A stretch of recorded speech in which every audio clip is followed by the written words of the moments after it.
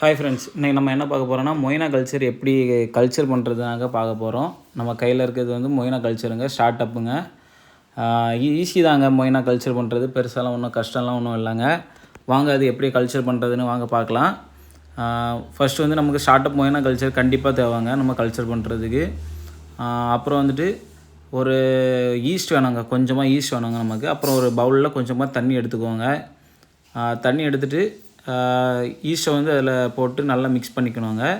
முக்கியமாக ஈஸ்ட்டை வந்து கரெக்டாக அந்தந்த அளவில் தாங்க நம்ம போடணும். ரொம்ப அதிகமாகவும் போடக்கூடாதுங்க. ரொம்ப அதிகமாக போட்டோன்னா நமக்கு மொய்னா கல்ச்சர் வந்து டெத் ஆகிறதுக்கு ரொம்ப வாய்ப்பு இருக்குங்க. அதனால் அதிகமாக போடவே கூடாது. எப்போவும் ஒரு அரை ஸ்பூன் அளவுக்கு போட்டாலே போதுமானதுங்க நமக்கு, அது தாராளமாகவே. அப்புறம் வந்துட்டு நம்ம வந்து அந்த ஈஸ்ட்டை வந்து ரொம்ப நல்லா கலக்கிக்கணுங்க. கலக்கி அதில் இருக்க சின்ன சின்ன துகள் கூட தெரியாத அளவுக்கு நல்லா கலக்கிக்கணும்.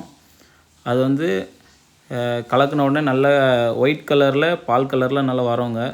அந்த அப்புறம் தாங்க நம்ம அந்த ஆல்ரெடி ஸ்டோர் பண்ணி வச்சுருக்க அந்த டப்பில் வந்து நம்ம அதை விடணும்.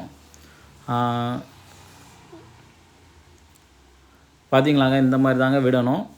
விட்டுட்டு ஃபஸ்ட் டைம் மட்டும் அதை நல்லா கலக்கி விட்டுக்கணுங்க. நம்ம ஃபஸ்ட் டைம் மட்டும் இந்த மாதிரி கலக்கி விட்டால் போதும். அதுக்கப்புறம்லாம் நம்ம இந்த மாதிரி கலக்கி விட வேண்டாம். ஒன் டே விட்டு நம்ம ஈஸ்ட்டை போட்டால் போதும். கல்ச்சர் வந்து பக்காவாக சூப்பராக வந்துடுங்க. நம்ம ஃபிஷ்ஷுக்கெலாம் கொடுக்கலாங்க. முக்கியமாக ப்ரீடிங் டைமில் நமக்கு இது ரொம்ப யூஸ் ஆகும். அப்புறம் வந்துட்டு நம்ம வந்து இதை வந்து கல்ச்சர்லாம் உள்ள விட்டு அப்புறம் வந்து இது வந்து கொசு முட்டை போகாத அளவுக்கு நம்ம வந்து இதை க்ளோஸ் பண்ணி வச்சிடணுங்க. ஒரு கொசுவலையோ ஏதாவது ஒரு இதையோ வச்சு மூடி வச்சிடணுங்க.